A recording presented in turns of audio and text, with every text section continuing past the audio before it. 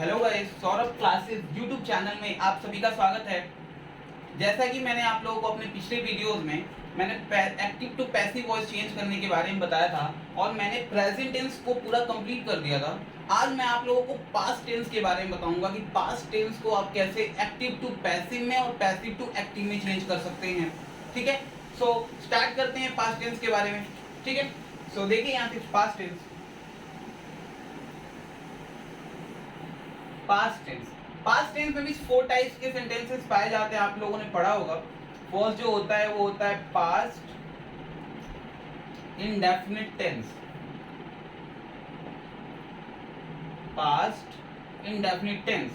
दूसरा होता है past continuous tense. Past continuous tense. और थर्ड नंबर होता है पास्ट परफेक्ट टेंस। और फोर्थ नंबर होता है पास्ट परफेक्ट कॉन्टिन्यूअस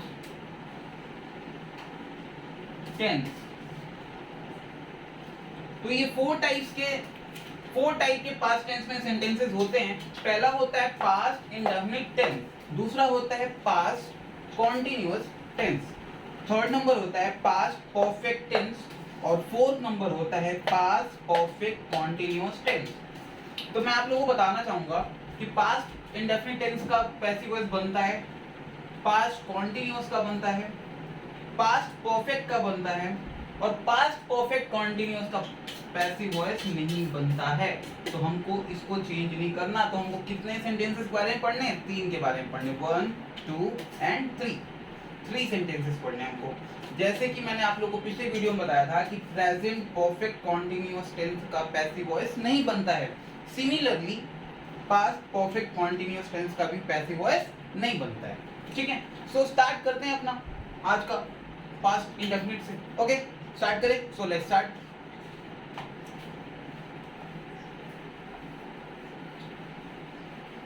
देखते हैं कैसे बनाना स्टार्ट करते हैं। पहली बात आप लोग देखिए,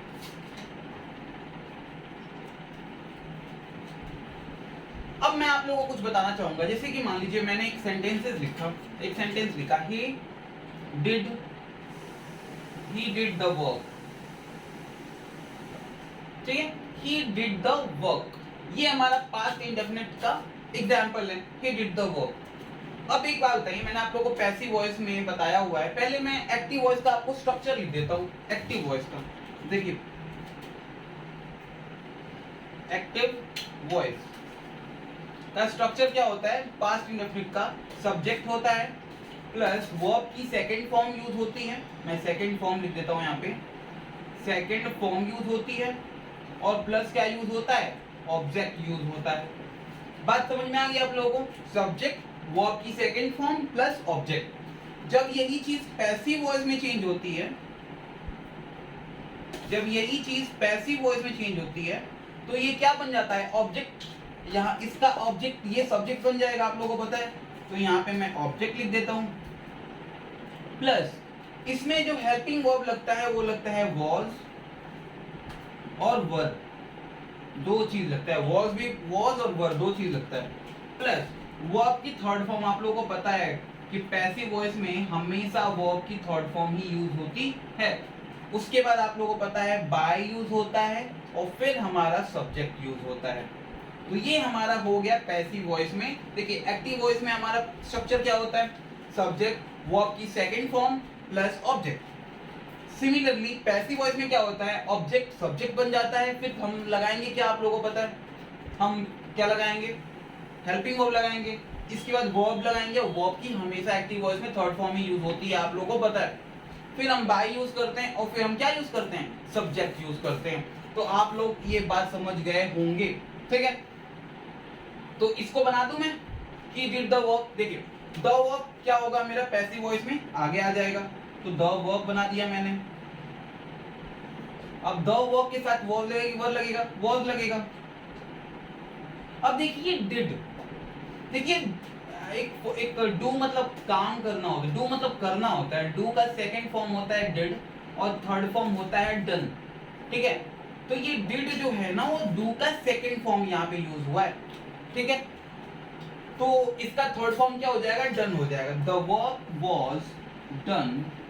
अब फिर बाय यूज करेंगे हम लोग, बाय, और सब्जेक्ट हमारा यहाँ पे क्या ही है, तो सब्जेक्ट का अगर हम ऑब्जेक्टिव केस में यूज करते हैं तो ही का ऑब्जेक्टिव केस क्या हो जाता है, हिम हो जाता है। बात समझ में आ गई। तो हमारा ये क्या हो गया, he did the work, the work was done by him। बात समझ में आ गई, कंप्लीटली समझ में आ गई आप लोगों को, है ना। आप लोगों को पूरा कंप्लीटली समझ में आया कि कैसे the work was done by him, completely तरीके से कैसे हुआ। ठीक, आगे हम करें इसको। ठीक,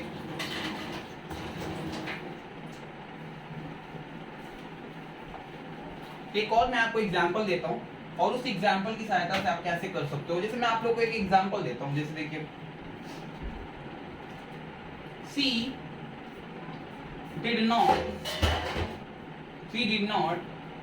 ईट फूड।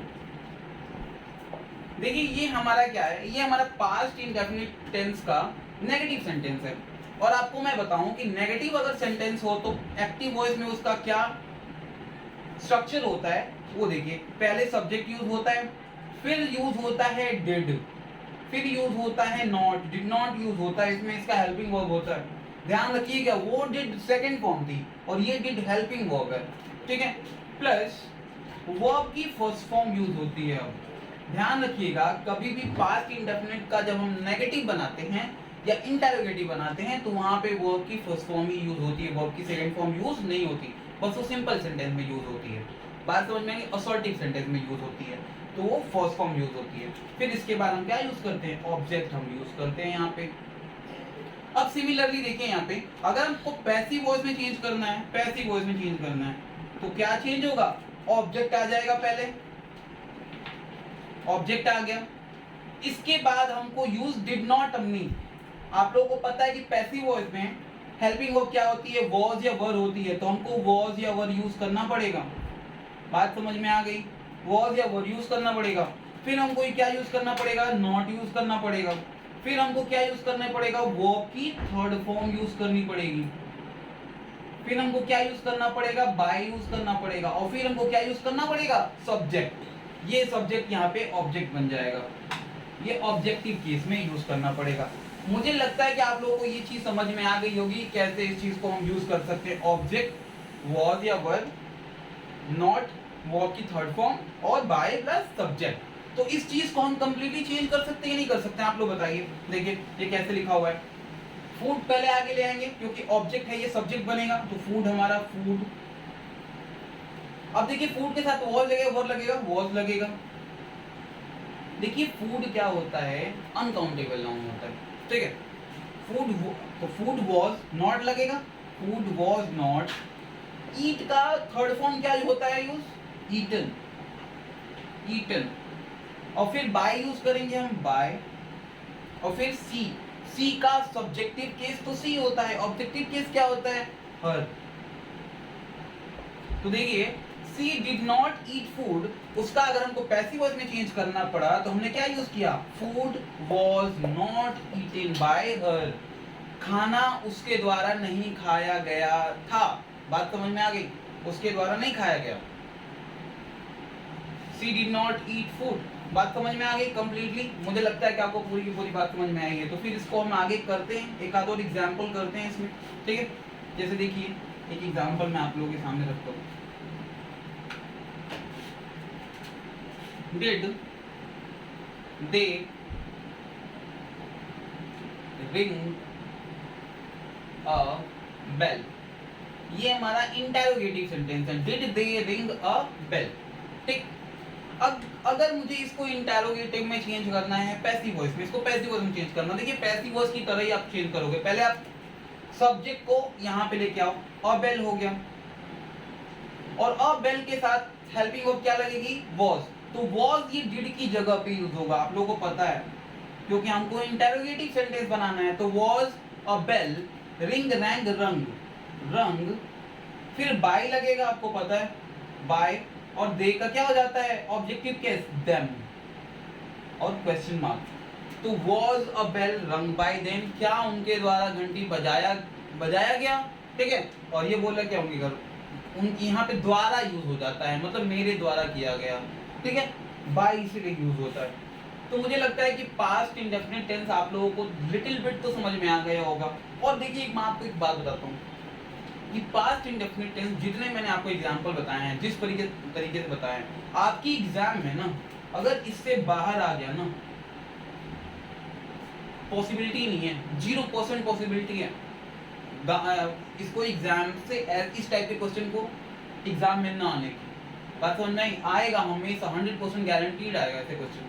और आप ऐसे ही क्वेश्चन पढ़ के जाओ, इससे ज्यादा कुछ क्वेश्चन पढ़ के मत जाओ, वरना आप खुद कंफ्यूज हो जाओगे एग्जाम में। बात समझ में, क्योंकि पैसिव वॉइस कुछ होता ही नहीं है, बस उसका फॉर्म चेंज ऑफ फॉर्म होता है। बात समझ में आ गई, ठीक है। तो पास्ट इंडेफिनिट मुझे लगता है कि पूरी कंप्लीटली खत्म हो चुका है, ठीक है। अब मैं एक चीज और बताता हूँ आपको, रुक जाओ। Where did they, where did they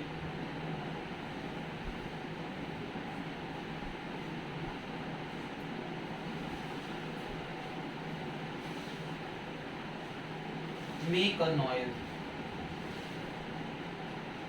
make a noise, नहीं ये बन नहीं रहा। अच्छा तो क्या कर सकता हूँ, एक मैं WH वर्ड वाला एक सेंटेंस ले रहा हूँ।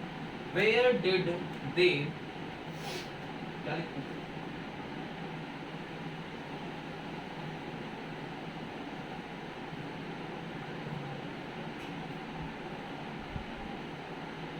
राइट अ लेटर, तो इसके लिए मैं व्हेन यूज कर देता हूँ, ठीक है। मैं इसके लिए क्या यूज कर देता हूँ, व्हेन यूज कर देता हूँ। When did they write a letter, अगर इस प्रकार से अगर आपके पास सेंटेंस है WH वर्ड में, ये क्वेश्चन मार्क लगा लीजिएगा, ठीक है। तो आप क्या यूज करोगे, देखिए व्हेन तो व्हेन होगा ही होगा, ठीक। उसके बाद अ लेटर आगे आ जाएगा, ऑब्जेक्ट है यहाँ पे, अ लेटर यूज हो जाएगा। अ लेटर यूज होने के बाद डिड की जगह पे वॉज या वर यूज होगा, आपको पता है, तो यहाँ पे वॉज यूज हो जाएगा, was a letter.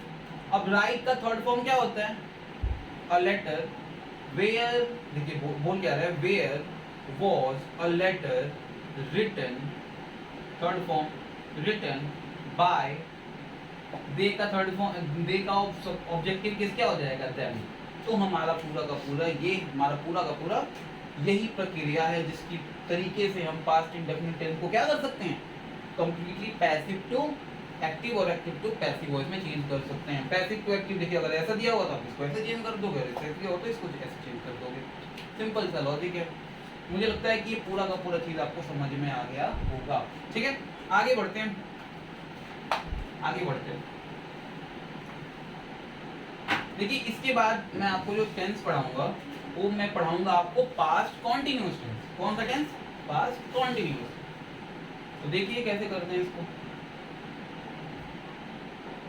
Past continuous tense. तो देखिए अगर पास्ट कॉन्टिन्यूअस की बात करते हैं, ठीक है, अगर पास्ट कॉन्टिन्यूअस की बात करें, ठीक है, तो क्या होगा कि पास्ट कॉन्टिन्यूअस में मैं आप लोगों को बताता हूं स्ट्रक्चर क्या होता है। Subject plus is, sorry, was, were plus verb की आईएनजी फॉर्म यूज होती है, प्लस ऑब्जेक्ट यूज होता है।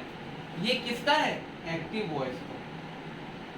किसका है, एक्टिव वॉइस का। अगर पैसिव वॉइस में बात करें तो पैसिव वॉइस में क्या यूज होता है, ऑब्जेक्ट यूज होता है, प्लस was यूज होता है, were यूज होता है, और being यूज होता है। क्या यूज होता है, being यूज होता है। बस इसमें यही यूज होता है और ज्यादा कुछ यूज नहीं होता। और वर्ब की यहाँ पे क्या यूज होती है, थर्ड फॉर्म यूज होती है।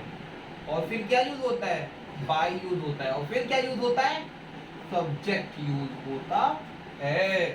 तो सब्जेक्ट अगर ऐसे यूज होगा तो हम कैसे यूज करेंगे, वैसे ही जैसे वहां पे करना थे। अब मैं एक क्वेश्चन लिखूं आप लोगों के लिए, ठीक है। आगे देखिए, Radha was singing a song Radha was singing a song. तो अगर राधा गाना गा रही थी, ठीक है, तो अगर इसको हमको पैसिव वॉइस में चेंज करना है तो स्ट्रक्चर पे आ जाइए। पहले हमको ऑब्जेक्ट चाहिए, तो ऑब्जेक्ट हमारा क्या है, अ सॉन्ग, अ सॉन्ग। फिर हमको वॉज या वर लगाना है तो वॉज लगेगा, आप लोगों को पता है, एक है तो वॉज। फिर बीइंग लगाएंगे हम लोग, बीइंग लगाएंगे हम लोग।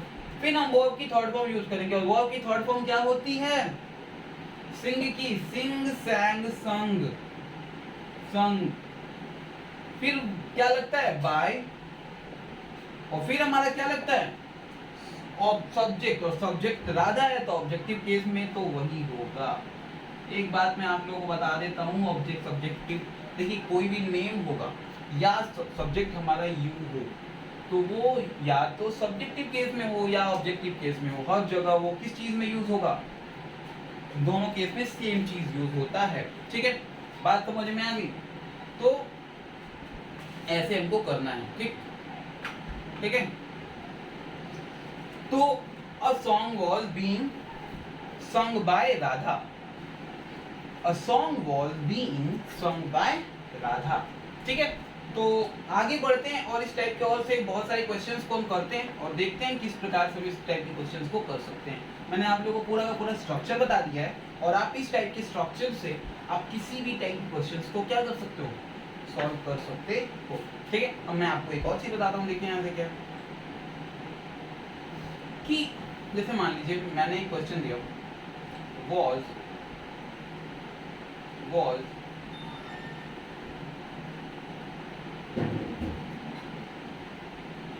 was a bell rung by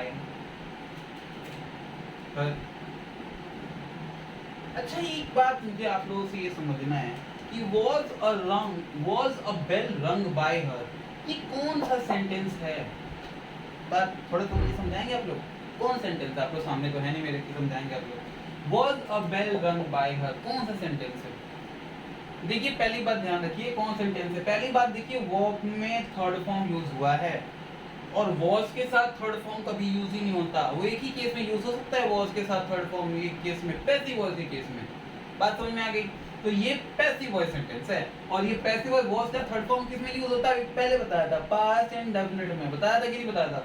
तो ये है हम लोगों का किसमें, किसमें, पास्ट एंड डेफिनेट का है ये। मैंने आप लोगों को बस एक टेस्ट करने के लिए कि आप लोग क्या लिख दिया सर में, है ना, ऐसा कुछ भी नहीं है।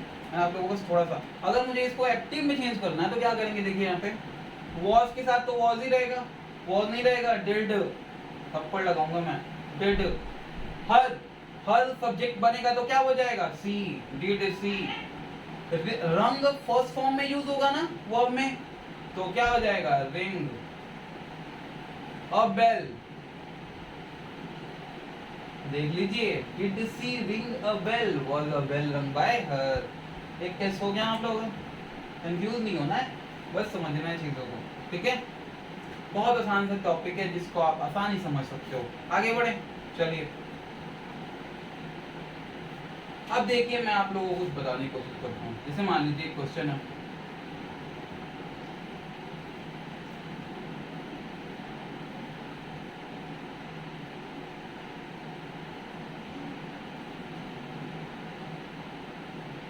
a letter was being written by them। ठीक, बोल रहा है कि a letter was being written by them। ये इसको आप लोगों को चेंज करना है, या तो पैसिव में या तो एक्टिव में। तो पहली बात हमको आना तो चाहिए ना पहचानने कि एक्टिव में है या पैसिव में है। तो पहली बात देखिए, मैंने आप लोगों को बताया अगर was being है, और आप लोगों को बताया मैंने कभी भी वर्ब के थर्ड फॉर्म तो यूज होती नहीं है was के साथ, किस कंडीशन में यूज होगी, पैसिव वॉइस में। और यहाँ पे बीइंग लगा हुआ है, इसका मतलब पास्ट कॉन्टिन्यूअस टेंस है, और जब पास्ट कॉन्टिन्यूअस टेंस है तो इसको हमको ये, इसका मतलब ये क्या है, पैसिव वॉइस में, वर्ब की थर्ड फॉर्म है, पैसिव वॉइस में। इसका मतलब क्या हो जाएगा हमारे लिए, इसका मतलब क्या हो जाएगा हमारे लिए, हम इसको एक्टिव में चेंज करेंगे। तो देम पहले हमारा बनेगा, देम का क्या हो जाएगा, दे। दे हो गया हमारा। उसके बाद दे के साथ क्या यूज होता है, वॉज या were, they were, they were. Right, third form, इसमें क्या यूज होता है, कॉन्टिन्यूअस में वर्ब की ING form, they were writing, they were writing. उसके बाद subject a letter, sorry a letter, they were writing a letter. बात समझ में आ गई। अगर इसको हमको पैसिव वॉइस में बनाना था, a letter was being written by them। बहुत आसान सा टॉपिक है जिसको आप आसानी समझ सकते हो और आसानी से कर सकते हो अगर आपने थोड़ा सा भी सेंस लगाया अपना तो, ठीक है। मैं उम्मीद करता हूँ आप लोग सेंस लगा रहे हो इस वीडियोस में और आप लोग बहुत जल्दी सेंस लगाना स्टार्ट कर दोगे, अदरवाइज बहुत मुश्किल हो जाएगा, ठीक है। आगे दूं एक और करते हैं, किसी भी टाइप के सेंटेंस को आप यूज कर सकते हो, बना सकते हो। देखो इधर बोल देगा आपसे, Ram was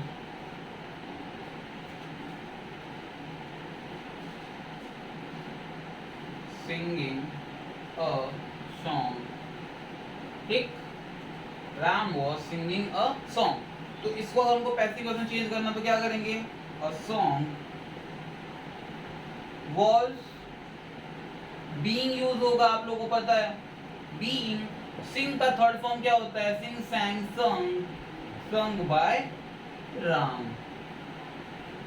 बात समझ में आ गई, बात समझ में आ गई। अगर मान लीजिए ये सेंटेंस हमारा होता, Ram was not singing a song, अगर ऐसा कोई सिचुएशन आ जाता कि Ram was not singing a song, तो इसको हमको नॉट वाला कैसे यूज करते, देखिए इसको थोड़ा सीख लीजिएगा। तो देखिए ऑल सॉन्ग तो होगा ही, उसके साथ वॉज यूज होगा और वॉज के बाद वॉज नॉट यूज होता है, फिर बीइंग यूज होगा, ध्यान रखिएगा। Was not being sung by Ram. बात समझ में आ गई। A song was not being sung by Ram, मतलब जब not यूज होता है तो was और being के बीच में यूज होता है। इतनी बात आप लोग समझ लेना इस पूरे के पूरे वीडियो से। बात समझ में आ गई, कोई दिक्कत नहीं। एक और चीज, सेम क्वेश्चन को मैं इंटरोगेटिव बनाता हूँ, सेम क्वेश्चन को इंटरोगेटिव बनाता हूँ। देखिए ये was Ram singing a song, question mark. अब इसको कैसे बनाएंगे, आप लोग ध्यान दीजिएगा। was तो रहेगा ही a song के लिए, was a song,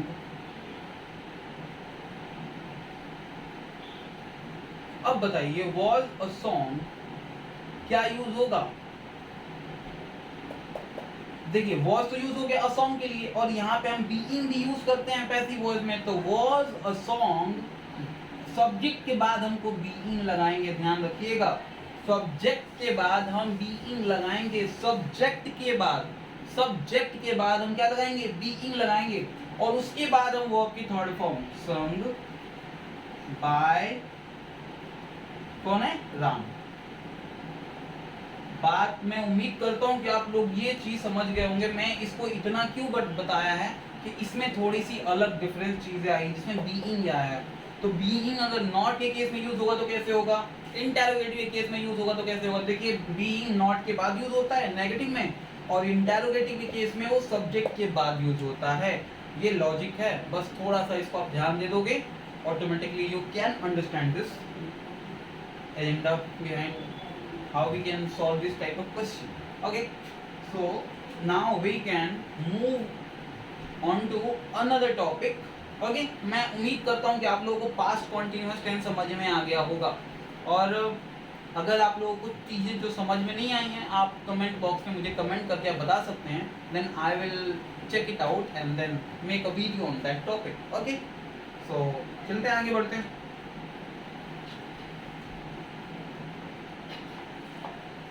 इसके बाद देखिए एक टेंस जो होता है इसको हम बोलते हैं पास्ट परफेक्ट टेंस।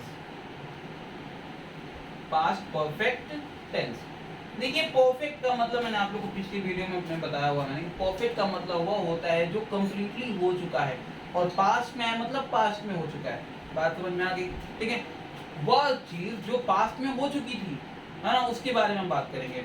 इसका देखिए स्ट्रक्चर क्या होता है एक्टिव वॉइस का। देखिए यहाँ पे सब्जेक्ट प्लस हैड, बस हैड यूज होता है इसमें, हैड प्लस वर्ब की थर्ड फॉर्म, ठीक है, और प्लस ऑब्जेक्ट। ये किसकी बात कर रहा हूं मैं? एक्टिव वॉइस की बात कर रहा हूं। पैसिव वॉइस में देखिए क्या यूज होता है,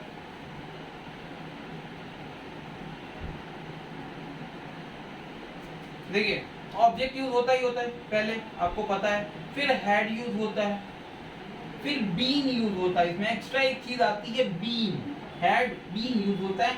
और देखिए इसका एक्टिव में भी वर्ब की थर्ड फॉर्म यूज होती है और पैसिव में भी वर्ब की थर्ड फॉर्म यूज होती है, ठीक है। तो कोई ज्यादा इसमें सोचने वाली बात तो है ही नहीं। प्लस बाय और फिर प्लस सब्जेक्ट, बहुत आसान सा चीज है। Object had been plus verb की third form plus by plus object. देखिए जितना मैंने आपको स्ट्रक्चर लिखवाया है, इसका मतलब ये नहीं कि आपको सबको रटना है, आप एक बार दिमाग में फिट कर लोगे ना कौन चीज आगे बढ़ रही है, क्या क्या चीज, जैसे टेंस को आगे बढ़ रहा है तो बढ़ रहा है, तो फिर ऑटोमेटिकली आप समझ जाओगे पूरे पैसिव वॉइस। बहुत आसान सा चीज होता है, बट आपको एग्जाम में बहुत बच्चों को आज समझ में नहीं आता कि इतना बड़ा टॉपिक, कुछ भी बड़ा टॉपिक नहीं है, बस आपके दिमाग का खेल है, ठीक है। बनाए देखिए, they had finished the work, they had finished the work। इसको हम बनाएंगे पैसिव वॉइस में, द आगे आ जाएगा, the work। अब देखिए एक चीज ध्यान रखिएगा कि इसमें सब्जेक्ट कुछ भी हो कोई फर्क नहीं पड़ता, हैड ही हमेशा यूज होता है, तो हैड ही हम यूज करेंगे। The work had, been use होगा अलग से, बीन वर्ब की थर्ड फॉर्म तो है ही है, फिनिश्ड बाय, दे का थर्ड फॉर्म, दे का ऑब्जेक्टिव केस क्या होता है? देम। कितना आसानी से आपने चेंज कर लिया ना कि the work had been finished by them, कितना आसान सा है कि the work had been finished by them. Active क्या था कि they had finished the work, क्या दे हैड, वे लोग काम खत्म कर चुके थे, द वर्क कार्य had been finished by them, उनके द्वारा खत्म किया जा चुका था। सिंपल सा बात है हिंदी, इसको अगर आप ट्रांसलेट करते हो तो the work had been finished by them, ठीक है। अगर इसको हमको नेगेटिव बनाना है, आगे बढ़ते हैं, देखिए तो एक बात ध्यान रखिएगा, मैं इसको अलग से लिखता हूँ, अगर सेम सेंटेंस को लिखूंगा मैं, ठीक है। देखिए they had not finished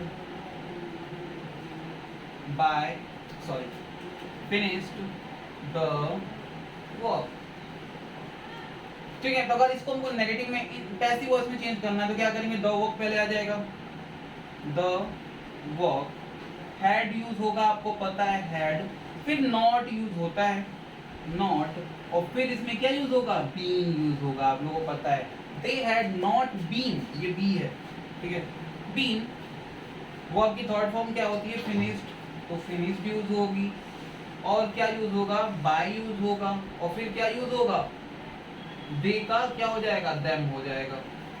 तो ये हमारा क्या हो जाता है? इंटरोगेटिव तो नहीं है, नहीं नेगेटिव है, तो फुल स्टॉप।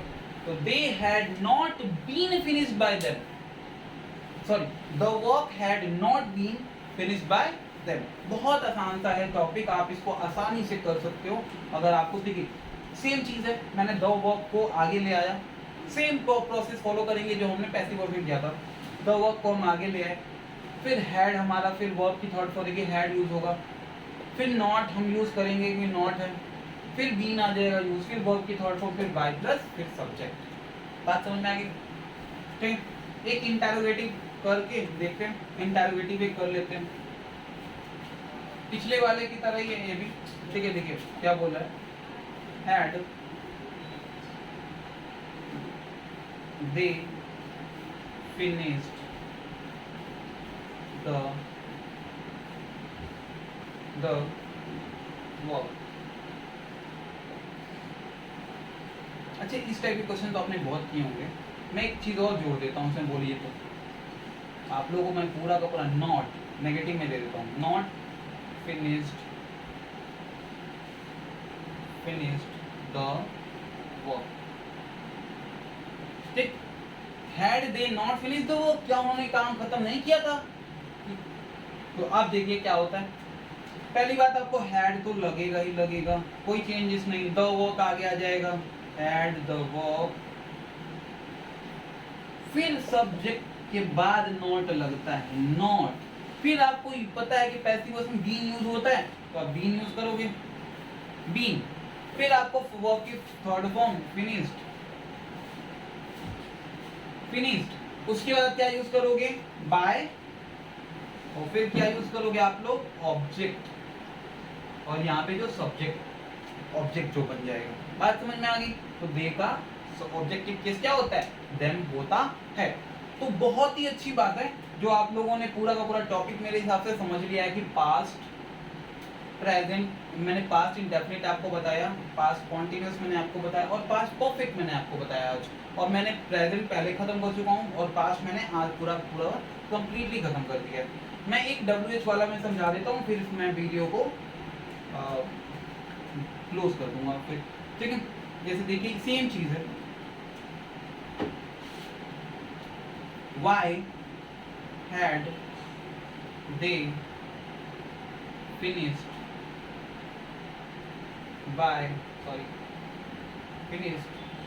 the work? ठीक, तो देखिए इसको कैसे बनाएंगे? वाई तो लगेगा ही लगेगा, वाई, फिर हैड तो लगेगा ही लगेगा, फिर द वर्क आ जाएगा आगे, द वर्क। फिर आपको बीन यूज होगा, आपको पता है। फिर फिनिश्ड यूज होगा, आपको पता है। फिर बाय यूज होगा, और फिर क्या यूज होगा? देन यूज होगा। बहुत आसान सा टॉपिक है, मैं इसको जल्दी में कर दिया क्योंकि आप लोग समझ जाओगे। अगर मैं एक एक चीज बताऊंगा तो फायदा नहीं, आपको थोड़ा दिमाग लगाओगे कैसे मैंने किया। ठीक है, तो बहुत अच्छी बात होगी। ठीक है, तो मैं आप लोग को एक चीज बताता हूँ। देखिए मैं इसको इरेज करता हूँ पूरा का पूरा।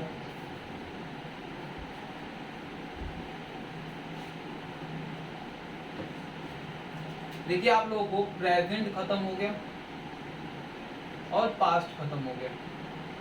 ठीक है, ये पूरा का पूरा खत्म हो गया आपका। बस मेरा एक और हमारा बचा हुआ है, क्या बचा हुआ? फ्यूचर बचा हुआ है। और फ्यूचर को हम क्या करेंगे? नेक्स्ट वीडियो में क्या करेंगे? हम इसको